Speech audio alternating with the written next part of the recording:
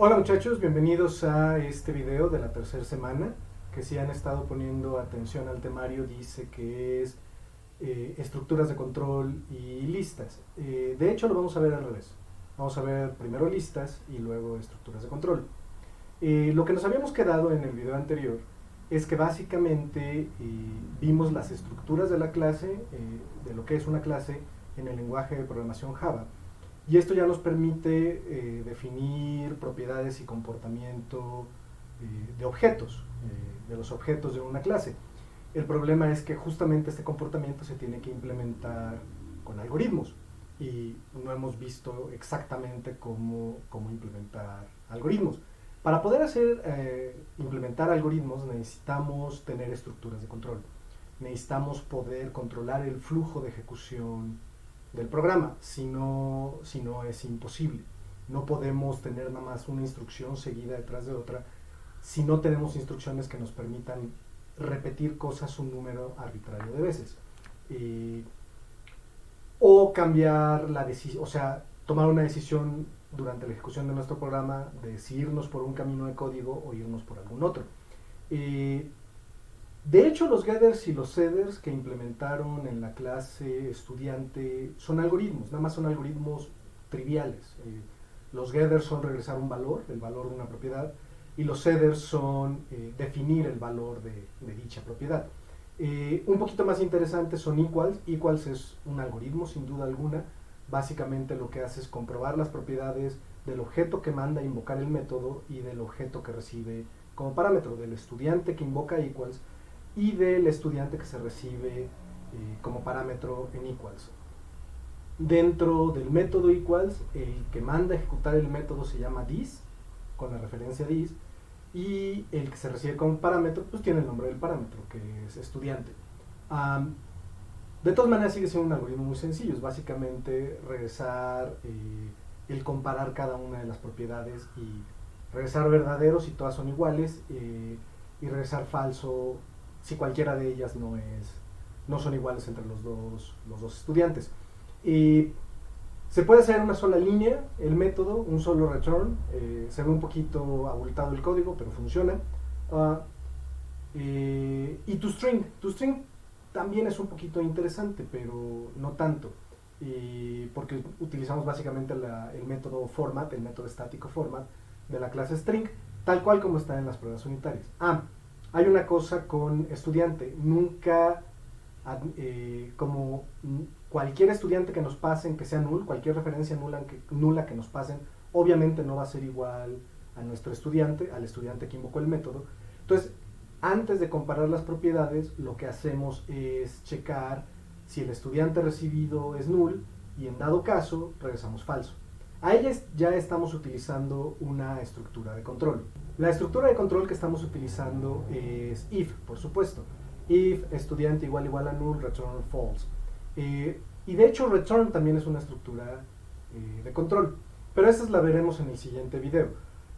Más bien lo que quiero ver, como les decía, es listas. Lo que vamos a hacer para poder implementar algoritmos interesantes es, en lugar de estar creando ejercicios sintéticos que son artificiales por definición, lo que vamos a hacer es implementar una estructura de datos. Como les había dicho al inicio del curso, básicamente lo que se conocía como estructuras de datos antes evolucionaron a lo que conocemos ahora como objetos. Bajo ese sentido, los estudiantes son una estructura de datos. Ciertamente es un tipo de datos abstractos. Lo que pasa es que no es lo que entra en lo que conocemos como estructuras de datos, vamos a decirles clásicas, que son justamente los bloques fundacionales de lo que es la programación.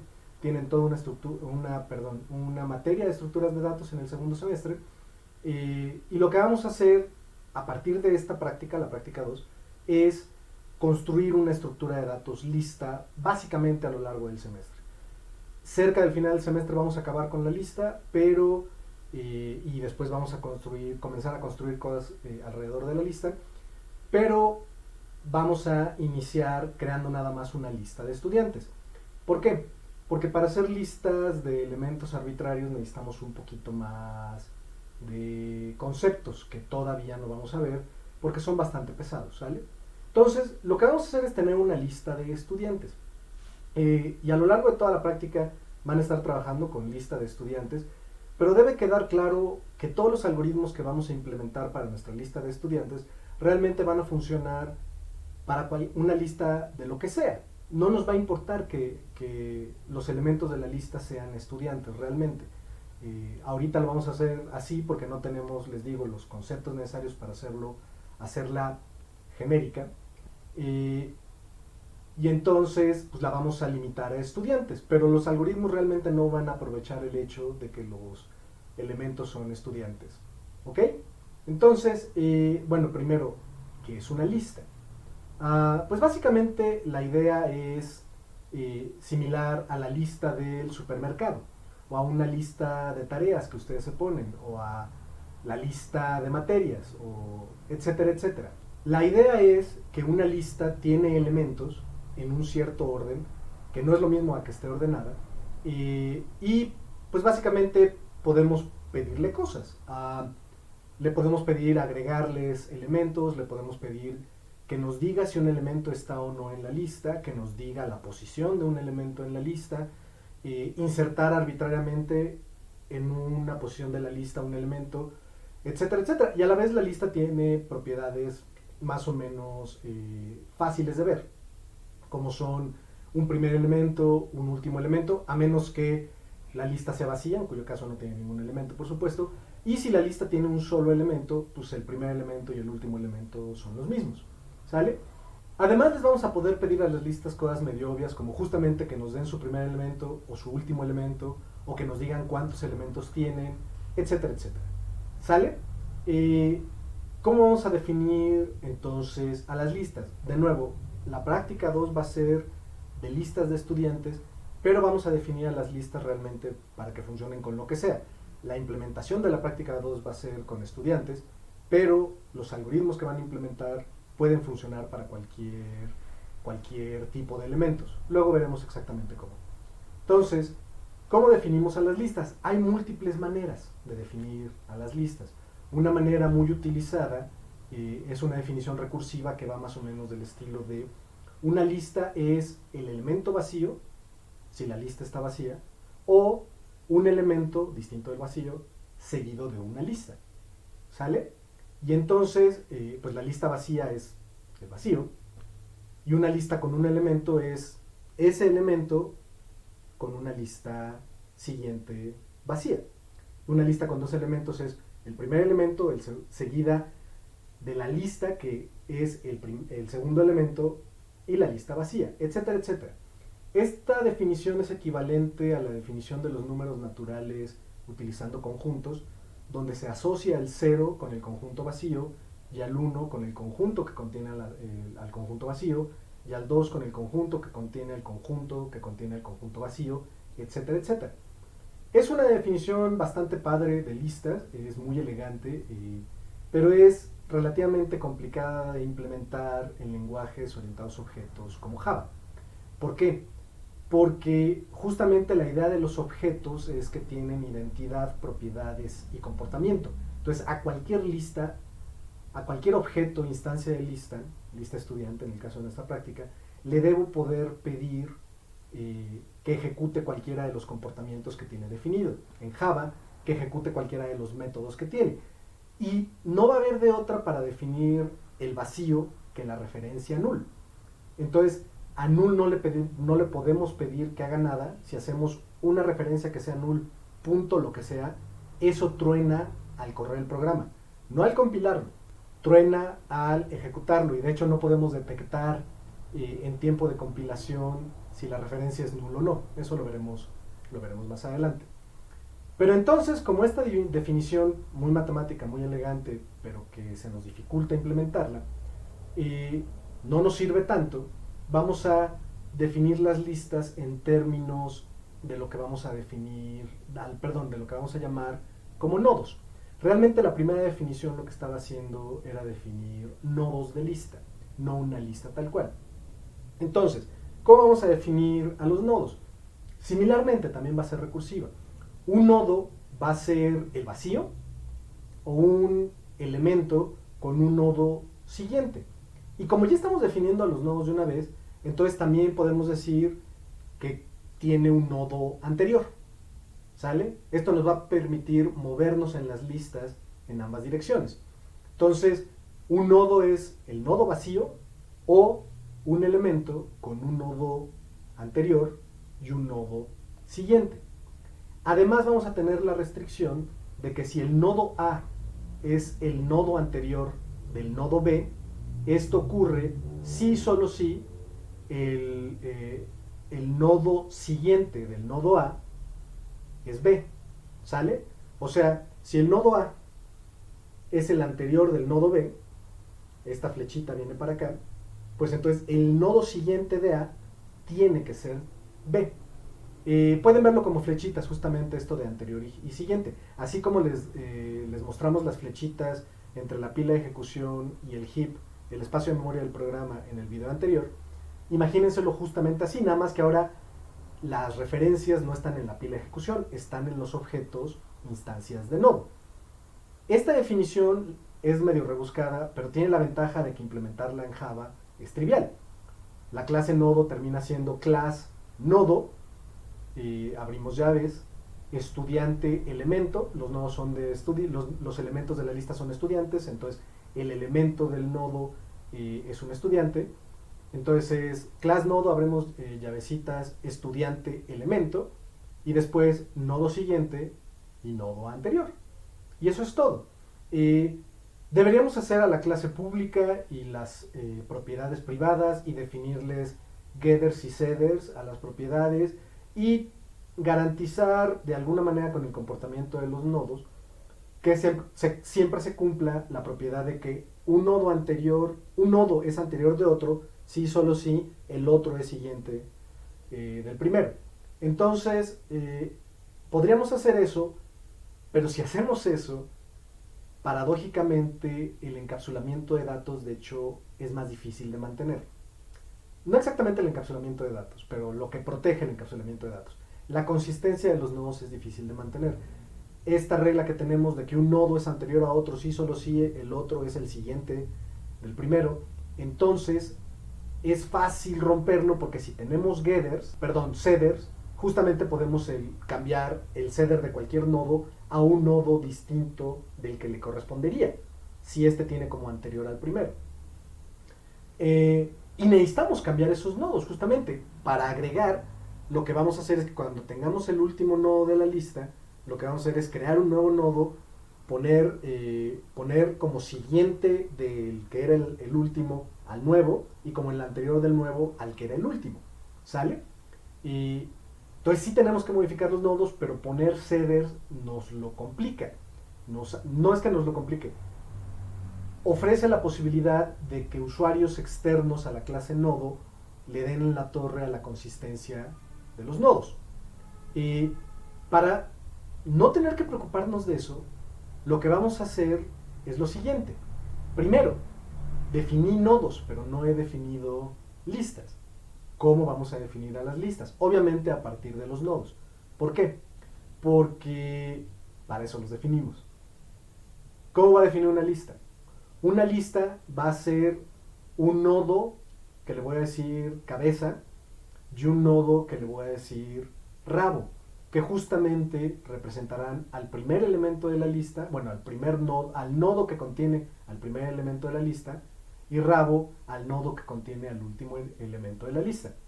¿Por qué cabeza y rabo? En inglés es head y tail, y tail se puede traducir como cola, pero cola es una estructura de datos muy importante que veremos en el siguiente semestre. Entonces, en lugar de cola vamos a decir que son rabos. Entonces, una lista es un nodo cabeza y un nodo rabo que cumplen las siguientes características. Si la lista no tiene elementos, tiene 0 elementos, está vacía, entonces el nodo cabeza y el nodo rabo son el vacío. ¿Ok? Acuérdense que la definición de nodo nos permite que el vacío sea un nodo. Y si la lista tiene exactamente un elemento, entonces la cabeza y el rabo son el mismo nodo que a su vez es distinto del vacío. O sea, si nada más hay un elemento, la lista realmente solo tiene un nodo y la cabeza y el rabo son ese nodo. Esto no les debe generar conflicto porque ya vimos que con Java siempre trabajamos con referencias.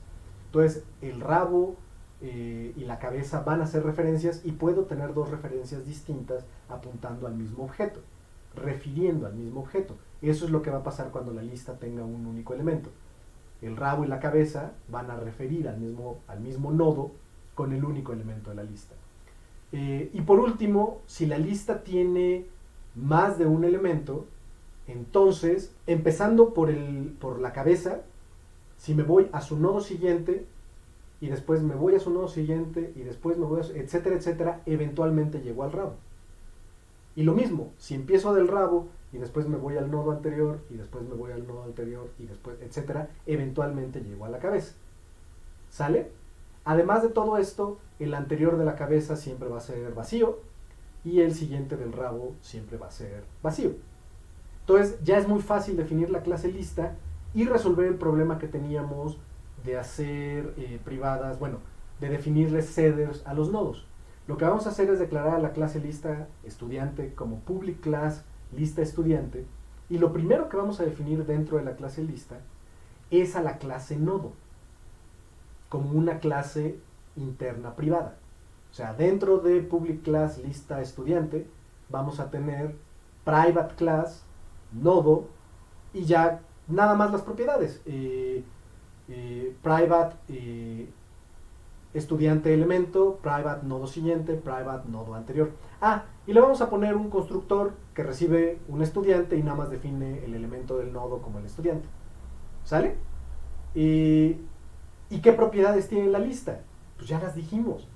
Tiene un nodo privado cabeza y tiene un nodo privado rabo. Esto a lo mejor les genera conflicto porque si son privadas las propiedades de los nodos y la misma clase nodo es privada, ¿cómo la lista va a trabajar con ellos?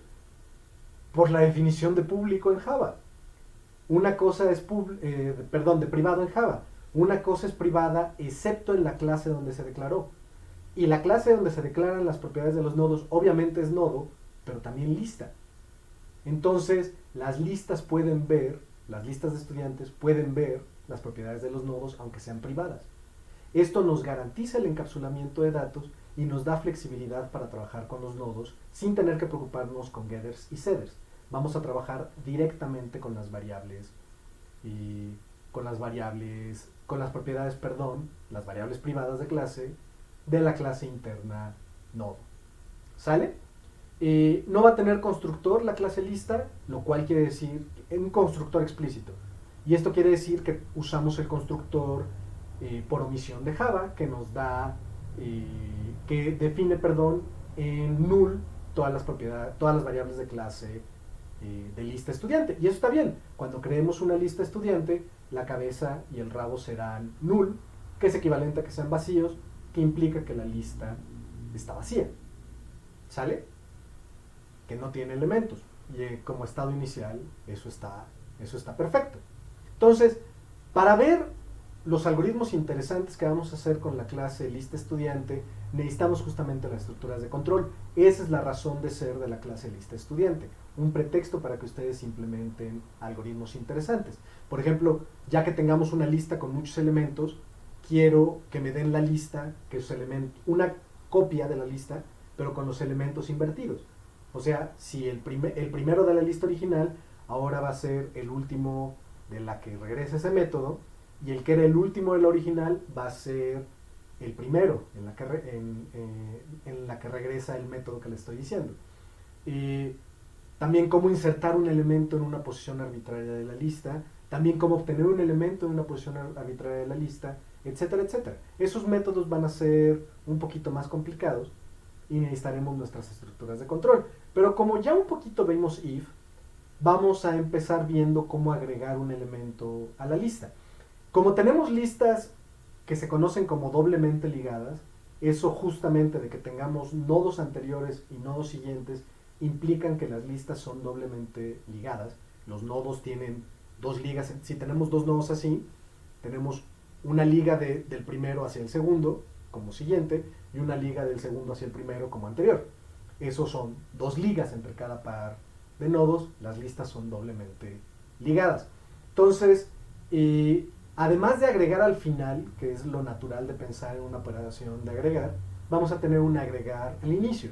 Y para que sea más o menos simétrico el asunto, vamos a tener dos métodos, agrega final y agrega inicio.